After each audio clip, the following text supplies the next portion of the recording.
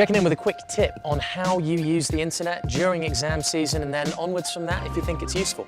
So what I try and do is I think about what each piece of content is trying to do and the value it gives me.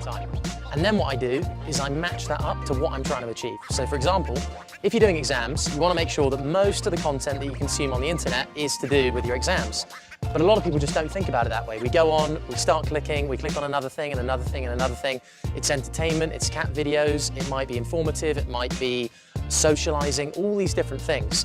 What I'm saying here is divide that up a bit more so that you know, okay, I'm spending too much time in that entertainment area when really I should be doing more time or spending more time in the academic, studying, educational YouTube video area. So think about that. Just think about what each piece of content is, what it does for you, and how it ladders up to the goal that you're trying to achieve in that period of time.